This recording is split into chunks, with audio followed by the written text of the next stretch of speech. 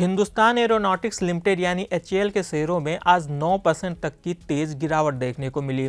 Dubai air show में तेजस fighter jet के crash होने के बाद निवेशकों ने आज एचएएल के शेयरों में खूब बिकवाली की। लेकिन दिलचस्प बात यह है कि अधिकतर ब्रोकरेज फर्म अभी भी एचएएल के शेयरों पर बुलिश बने हुए हैं। उनका कहना है कि एचएएल के शेयरों में मौजूदा स्तर से 24% तक की तेजी दिखाई दे रही है। आखिर क्यों? क्या आपको एचएएल के शेयर में गिरावट पर बाई करना चाहिए? ब्रोकरेज फर्मों की क्या राय है और खुद कंपनी का इस विमान हादसे पर क्या कहना है? आइए सबको जानते हैं। नमस्कार, मैं हूं विक्रांत और आप देख रहे हैं मनी कंट्रोल हिंदी। सबसे पहले बात करते हैं दुबई में हुए दुखद घटना की।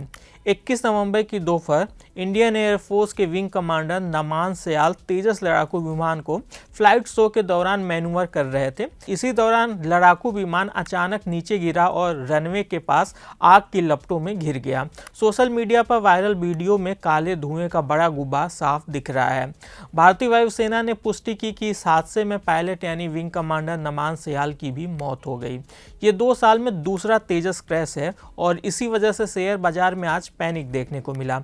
घटना के बाद 24 नवंबर को शुरुआती कारोबार में एचएएल के शेयर 9% तक टूटकर 4205 रुपए के स्तर तक फिसल गए। ये इसका पिछले 7 महीनों का सबसे निचला स्तर है। हालांकि दिन के अंत में शेयर थोड़ा संभला और करीब 3% की गिरावट के साथ 4443 रुपए के स्तर पर बंद हुआ। लेकिन असली सवाल है कि क्या इस हादसे का कंपनी के बिजनेस पर कोई गहरा असर पड़ेगा? आइए जानते हैं कि ब्रोकरेज फर्मों का इस पर क्या कहना है। अधिकतर एक्सपर्ट्स का कहना है कि लॉन्ग टर्म में इस हादसे का एचएएल की वित्तीय सेहत, ऑर्डर बुक या उत्पादन पर कोई खास प्रभाव नहीं पड़ेगा। ब्रोकरेज फर्म एलारा कैपिटल ने एचएएल के शेयर पर अपनी बाई की रेटिंग बनाए रखी है और इसे 5680 रुपए का टारगेट प्राइस दिया है। यह इसके शेयरों में मौजूदा स्तर से करीब 24% तक की तेजी का अनुमान है। ब्रोकरेज का कहना है कि घरेलू ऑर्डर मजबूत हैं और कंपनी की डिलीवरी शेड्यूल पर कोई असर नहीं पड़ेगा। हालांकि तेजस MK-1A लड़ाकू विमानों के संभावित एक्सपोर्ट में जरूर कुछ देरी हो सकती है। कंपनी एशिया, अफ्रीका और लैटिन अमेरिका सहित कई देशों के साथ एक्सपोर्ट की संभावनाओं पर काम कर रही है। एचएएल ने 2023 में मलेशिया में भी अपना ऑफिस खोला था। एलारा कैपिटल के अलावा ग्लोबल ब्रोकरेज फर्म CLSA ने भी हिंदुस्तान एरोनॉटिक्स के शेयर पर आउट परफॉर्म की रेटिंग बरकरार रखी है और इसके लिए 5436 रुपए का टारगेट प्राइस तय किया है। यह इस शेयर में मौजूदा स्तर से 18% तक के रिटर्न का अनुमान है। CLSA का कहना है कि तेजस विमान हादसे के पीछे GE इंजन का थ्रस्ट लॉस, एरोडायनेमिक्स स्टॉल या फिर ह्यूमन एरर समेत कोई भी कारण हो सकता है। लेकिन कंपनी की बात करें तो $54 अरब की ऑर्डर पाइपलाइन एचएएल को बेहद मजबूत बनाती है। CLSA का साफ कहना है कि इस तरह की गिरावट इस शेयर को लॉन्ग टर्म के लिए पोर्टफोलियो में जोड़ने का मौका हो सकता है। चॉइस इंस्टीट्यूशनल इक्विटीज ने भी एचएएल के शेयर पर बाई की रेटिंग दोहराई है और इसके लिए 5570 रुपए का टारगेट प्राइस तय किया है। यह इसके शेयरों में मौजूदा स्तर से 21% तक की तेजी का अनुमान है।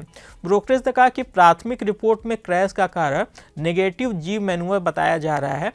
वायुसेना ने भी इस मामले की जांच के लिए कोर्ट ऑफ इंक्वायरी गठित की है, इसीलिए असली वजह जल्दी सामने आ जाएगी। लेकिन कंपनी के फंडामेंटल्स का इस घटना पर कोई असर नहीं पड़ेगा। इस बीच एचएएल ने भी अपने बयान में कहा है कि इस घटना का उसके बिजनेस ऑपरेशन पर कोई असर नहीं पड़ेगा। एचएएल ने कहा, हम सभी को यह स्पष्ट करना चाहते हैं कि दुबई एयर शो के दौरान एरियल डिस्प्ले में हुई हाल की घटना एक रेयर हादसा है जो कि विशेष परिस्थितियों के कारण हुई।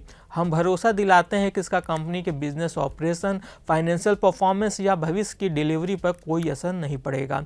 कंपनी जांच कर रही सभी एजेंसियों को पूरा सहयोग दे रही है। स्टेक होल्डर्स को भी किसी भी जरूरी अपडेट की जानकारी समय समय पर दी जाती रहेगी। कुल मिलाकर एक्सपर्ट्स अभी भी एचएएल के शेयर पर बुलिश हैं। उनका कहना है कि अगर कोई लॉन्ग टर्म इन्वेस्टर है और डिप्स में जोड़ना चाहता है तो ये गिरावट एक मौका हो सकता है। लेकिन आपकी इस शेयर पर क्या राय है, हमें कमेंट कर जरूर बताइएगा। आज के इस खास वीडियो में बस इतना ही। बिजनेस और स्टॉक मार्केट से जुड़ी ऐसी खबरों के लिए आप हमारी मनी कंट्रोल हिंदी की वेबसाइट को विजिट कर सकते हैं।